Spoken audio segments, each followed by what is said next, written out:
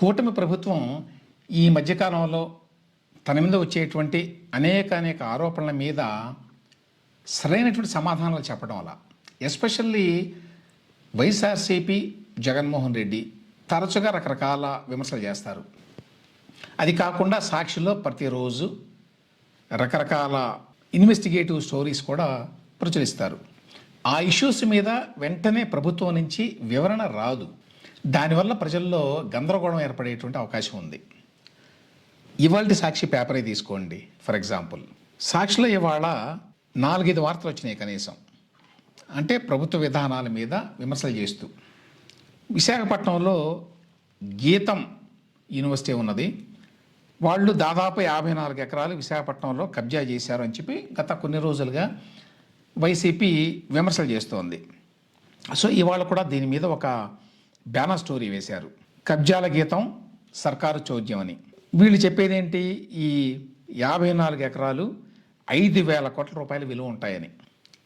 55 ఎకరాలు అంత విలువ ఉంటుందా అనేది ఒక ప్రశ్న. సాక్షిలో ఏంటంటే సాధారణంగా ఎక్కువ ఎగ్జాజరేట్ చేస్తారు వాళ్ళు ఏదైనా ఆరోపణ చేసినప్పుడు, అందులో భాగంగా అనుకోవచ్చు. కానీ గీతం మీద వీళ్ళు చేస్తున్నటువంటి విమర్శకి ఇంతవరకు కూటమి ప్రభుత్వం సరైన సమాధానం చెప్పాల. గీతం యూనివర్సిటీకి చాలా పేరు ఉంది, అందులో ఎటువంటి సందేహం లేదు. కానీ ఇక్కడ ఇష్యూ ఏంటంటే ఆ గీతం పక్కనే ఉన్నటువంటి వీళ్ళు ఫోటో కూడా వేశారు, చూడొచ్చు. ఆ పక్కనే ఉన్నది 55 ఎకరాలు.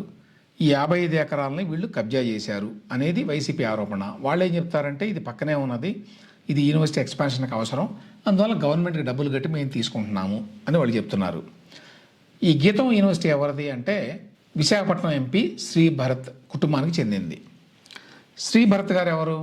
బాలకృష్ణ గారి అల్లుడు, అంటే లోకేష్కి తోడల్లుడు. కాబట్టి ఆయనకి లేక ఆయన కుటుంబానికి చెందినటువంటి యూనివర్సిటీకి ఒక 55 ఎకరాలు ఇవ్వాల్సి వస్తే, దాన్ని రెగ్యులరైజ్ చేయాల్సి వస్తే ప్రభుత్వం దానికి సరైన వివరణ ఇవ్వాలి. ఇది ఇవ్వడం కరెక్టే గీతం యూనివర్సిటీకి, ఒకటి ఉచితంగా ఇవ్వడం లేదు అని శ్రీభరత్ కూడా చెప్పాడు. ఉచితంగా ఇవ్వకపోతే ఎంతకి ఇస్తున్నారు, ఏ రేటు ప్రభుత్వం డిసైడ్ చేసింది, ఎందుకు ఆ rate justified? Just because Balakrishna అల్లుడు కాబట్టో, లోకేష్ తోడల్లుడు కాబట్టో గీతం యూనివర్సిటీకి అవసరమైనటువంటి ఎక్స్పాన్షన్కి భూములు ఇవ్వకుండా ఉండటం కరెక్ట్ కాదు అని ప్రభుత్వం భావిస్తే వాళ్ళు దానికి ఎక్స్ప్లెనేషన్ ఇవ్వాలి. కానీ ఇంతవరకు దానికి సంబంధించి ఎటువంటి ఎక్స్ప్లెనేషన్ లేదు.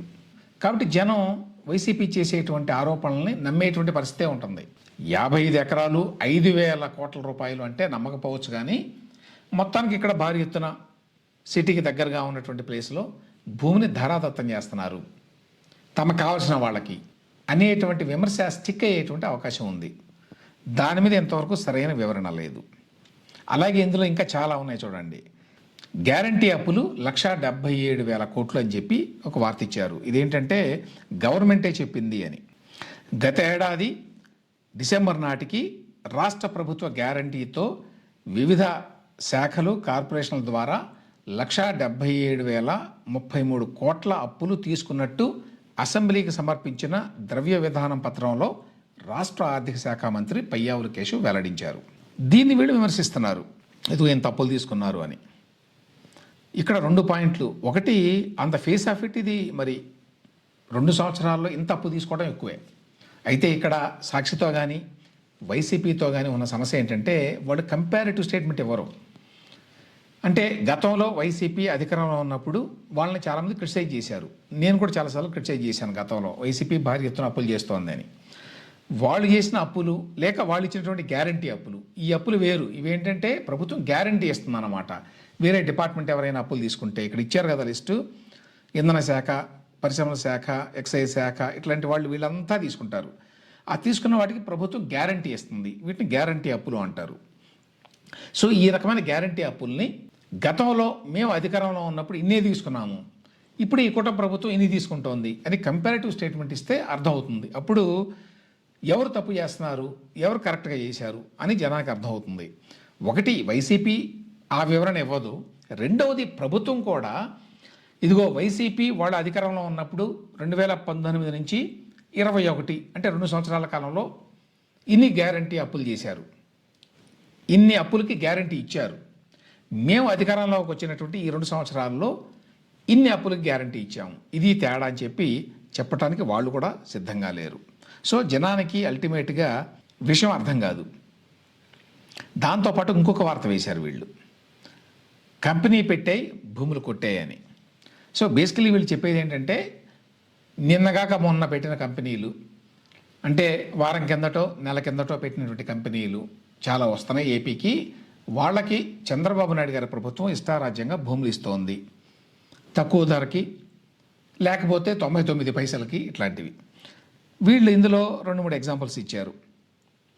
ఏంటంటే 3 నెలల క్రితం కేవలం 1,00,000 మూలధన పెట్టుబడితో ముంబై కేంద్రంగా ఏర్పాటైన ఎన్ఏఎన్ గ్రీన్ మెట్ లిమిటెడ్కు నెల్లూరు జిల్లా నాయుడుపేట వద్ద 21.36 ఎకరాలను కేటాయిస్తూ పరిశ్రమల శాఖ కార్యదర్శి తాజాగా ఉత్తర్వులు జారీ చేశారని చెప్పి ఆ జీవో కూడా ఇచ్చారు. ఇక్కడ ఎకరా 30 లక్షలకు ఇచ్చారు. ఇది ఈ కంపెనీ కొత్తది అని మళ్ళీ వాళ్ళే చెప్పారులేండి. వేదాంత గ్రూప్ సమీప బంధువులట. వేదాంత గ్రూప్ అనేది చాలా పెద్దది. వాళ్ళ బంధువులు అంటే వీళ్ళు పెద్దవాళ్ళు, ఎవరు అగర్వాల్స్ వీళ్ళు. సో వీళ్ళకి ఎకరా 30 లక్షలకు ఇచ్చారు. సో ఇక్కడ ప్రాబ్లం ఏంటి, అగైన్ ఎకరా అక్కడ 30 లక్షలే ఉందా, ఎక్కువ ఉందా? మార్కెట్లో కొంచెం ఎక్కువ ఉంటే తక్కువ ధరకి ఇవ్వచ్చు ఇండస్ట్రీస్కి, కానీ చాలా తేడా ఉందా, ఎకరా 3 కోట్లు ఉంటే 30 లక్షలకే ఇచ్చారా అనేటువంటి క్లారిటీ జనానికి ఇవ్వాలి. సాక్షి పత్రికలు ఇవి రాశారో, లేక వైసీపీ ఆరోపణ చేస్తోంది, అపోజిషన్ పార్టీ కాబట్టి వాళ్ళు చేస్తారు. ప్రభుత్వం వివరణ ఇవ్వాలి, ఇది కరెక్టా కాదా అని చెప్పి. వాళ్ళు ఇటువంటి విషయాలను చాలా వరకు పట్టించుకోకుండా వదిలేస్తున్నారు అనేది మనం గమనించవచ్చు ఈ మధ్యకాలంలో. సో ఇక్కడ పాయింట్ ఏమిటంటే, వైసీపీ వాళ్ళు విమర్శలు చేశారనో, సాక్షి వాళ్ళు రాశారనో తప్పు పట్టడానికి వీల్లేదు. ప్రతిపక్షంగా వాళ్ళ పని అది. వీటికి సరైన సమాధానాలు చెప్పి, లేక సరైన వివరణ ఇచ్చి ఇన్ఫర్మేషన్ని జనంలోకి తీసుకెళ్లాల్సిన బాధ్యత ప్రభుత్వానికి ఉంది. కానీ ఆ బాధ్యతని ప్రభుత్వం సరిగ్గా సక్రమంగా నిర్వర్తించడం లేదు.